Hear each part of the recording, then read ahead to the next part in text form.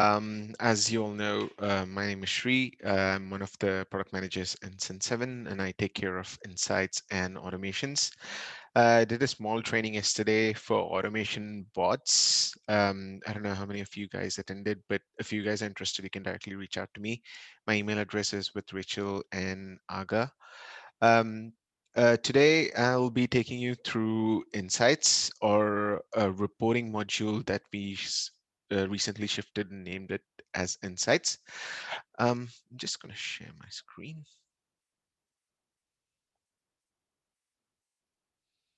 Are you able to see my screen? Yes, we can. Okay, cool. Thank you. Okay, so Insights was the first step that we took towards a much better reporting platform from Cin7 side. So there are two parts to it. One is the dashboard in itself that you see when you log into Cin7, and the other part is the reporting suite that we provide. That is a lot of templates that we have that covers each and every part of reporting or whatever happens in Cin7 that is shown on the insights. So the first thing that we started working with last year and then we released this year was to remove the reporting platform completely from Cin7 and put it on a separate platform called the Insights platform, which is a separate application. So the whole idea was to give users who live in reports a separate place so that they don't have to come into Cin7. They can always work with Insights separately outside Cin7.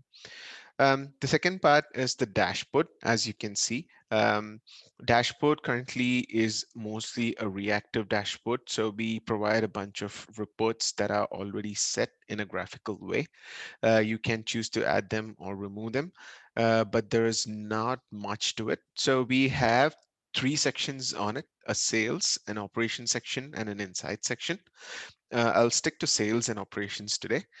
Sales section mainly provides you an outlook of what is happening in the system, where the sales is happening, what kind of budget you have, and how is it mapped against the sales. It also gives you a overview or a bird's eye view of what are the total sales, happened in the system, what are the open sales, what are the purchase orders you have, how many customers you have, and what are your top selling products, customers, and things like that based on the sales that you currently have. The second section is the operations section. Operations section is mostly used for dispatching sales orders or receiving purchase orders or just having a look at what inventory you currently have, how are the products being stocked, and things like that. You can add a few more reports to it. You can remove the current existing reports based on your requirement, but the dashboard is currently limited to that. The second part is the insights in itself. So you can either open insights by clicking into the insights button on the right hand side, or you can directly go into insights.cin7.com, which will open the insights platform for you. So currently, as a standard user or an admin user, you should be able to see pause reports, retail reports, and also the standard reports. Uh, the currently pause reports is something that we have pulled out of pause and put it on the insights platform itself. Previously, if you remember, uh, pause reports was something outside Cin7. It was living on the pause itself, unless and until some super user enabled it for you to start so that you could see it in the backend of Cin7. The idea again was to get the reports all in a centralized base so that everyone who is just using reports can directly join into Insights and work from there. So just going into the section of reports that we have currently, the first one is the pause reports. Pause reports mainly handles sales that are happening on the physical store. It also gives you a bunch of reports that helps you monitor what kind of sales has been made, where the sale was made, who was the sales rep, if there was a sales rep associated to it, and it also helps you with the daily reconciliation process. The second section is the retail sales. It's just an upgrade over pause sales, but the only upgrade is that it also includes your e-commerce or your marketplace section. So based on where you make your sale, including your physical stores, all the sales that is happening on the system on the retail front is shown in this reports. It also gives you a quick snapshot of gift vouchers if you're handling any. It gives you a payment by branch report, which helps you evaluate end of day sales. So for example, if you're closing register on a daily basis, the report helps you monitor what are the sales that has gone into a batch and helps you reconcile with your zero. It also has a daily sales by payment report, which tells you explicitly what is the payment that is received on a sale and what is the payment mode if the payment mode is connected with Cin7. It also gives you a snapshot of what is the stock on hand and availability in the system, a snapshot of current stock valuation, and if any sales are made in the system without the stock being moved. Sorry, what was that? Oh, okay, sorry, I think I All had good. some. Okay. Right. Going to the next section is the standard reports. Standard reports is basically all the reports that are there in Cin7, which gives you information of every part in Cin7 that is provided to you. So it is based on the access given to the users. They can pretty much see entirely what is happening in the system. So there are a few sections here. There's a purchasing section, which shows you all purchasing related reports. There's a sales section, which shows you sales related reports. Inventory section, which helps you monitor the stock that is currently there in the system to get a to get a snapshot of what happened or what was the stock in the previous historical time. The valuation, it also helps you in reordering or replenishing stock on different branches, helps you monitor the stock age and things like that. The last section is our very renowned finance section. So it basically helps you reconcile the stock and the sales and purchases, landed cost, COGS, or any other details in relation to finance that is happening in coordination with Cin7 and your accounting system. Um, there are a couple of reports in Cin7 that are very helpful for you to compare in between, but reports mostly work based on a few specific parameters in Cin7. So for example, if I go into a sales order, if you could just see my screen. Um, the sales order basically has a couple of main dates here.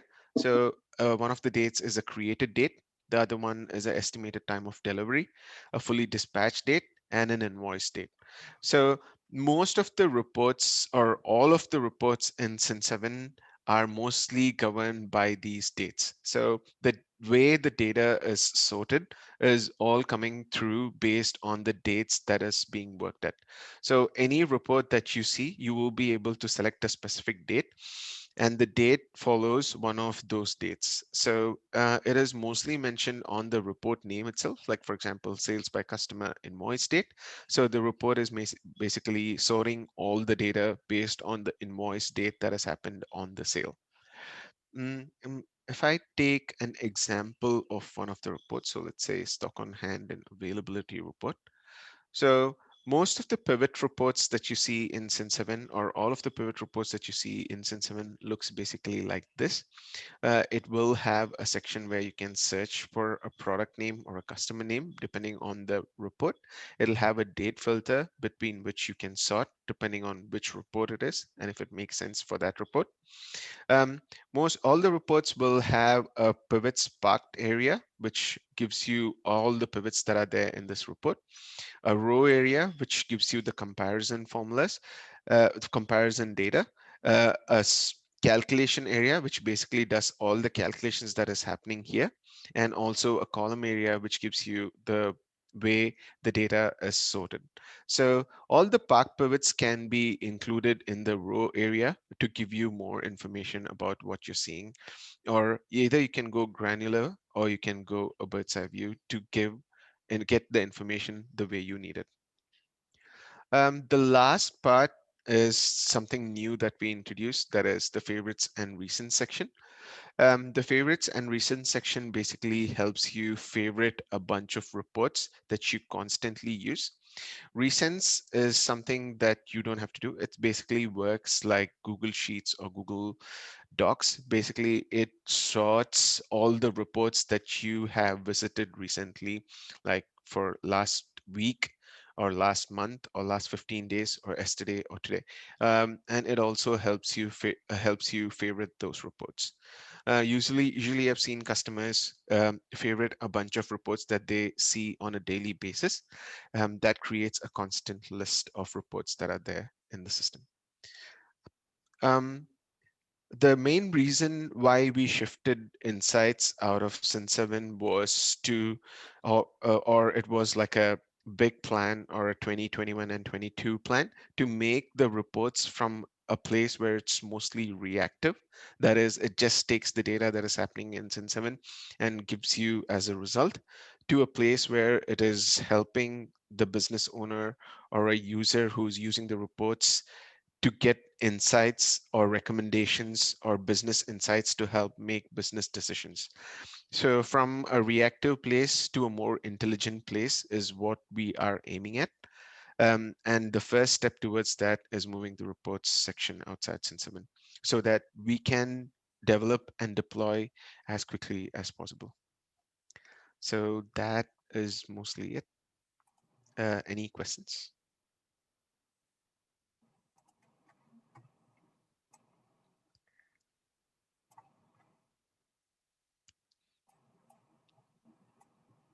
Not seeing, oh, there's a question. All right. With the new Insights portal, I've noticed slow response and timeout issues when running reports across some of my clients. Has this been an issue across the board? Reports or the insights has been moved from the backend Cin7, which to a new app. So we did a lot of testing around usability, and we are still working towards improving some of the outputs that are happening currently right now. The problems we had initially when we released it, we have fixed most of it. And I think the improvements are currently visible. So in a few days or few weeks, you should definitely see more better performance because right now we are concentrating all our energies towards performance. Thank you. And is the Insights portal mobile friendly? The Insights portal, the main aim was to make it mobile friendly. So we are coming up with something called as the Insights dashboard. So currently we are working with a lot of customers and I think a couple of partners as well to come up with a dashboard. So the first dashboard that you see when you log into Cin7 to make it more customizable for a user friendly or the way a company needs it. So if you're interested, you can contact me and then we can work towards making a better dashboard as well. And it'll be completely mobile friendly. Great, thank you. Next question is, for reports, is there any limitations as to the date range it can process? For example, only the last 2 years? It would definitely make sense. So if the option is provided to select a date range, it would make sense to put a date range. But then again, it also depends on how much data the customer is handling. Because for example, on a Google Sheet as itself, you can put a maximum of 1,000 lines or some limit like that, right? So if we consider that as a possibility, it depends from use case to use case basis. Understood. Yeah. All right, next question is, why is the report sometimes giving a different value or calculation when transferring or dragging fields from the right side of the report to the left? It Sorry, one second. All good. I just muted August, so there was no echo. Okay. It again depends on what kind of report you're seeing and what date range it is based and where you're putting it. So for example, in a report, if you're seeing the order will be the order level, then the product level. But if you're switching the pivots on the sides, like if you change the order, the calculated part will be different, definitely, because the calculation is just a calculation that is happening on the calculated front. Depending on where you're putting in the pivot, the calculation changes. So it's always better to follow an order that is making sense. Yeah, I can, if you have like a direct example or a straight example, I can tell you why the difference is.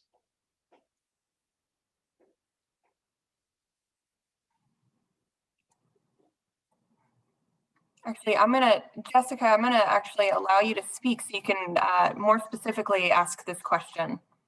Yep. You're free to have the floor. Yeah, thank you, Rachel. Can you hear me, Sri? Yes. Hey, Jessica, how are you?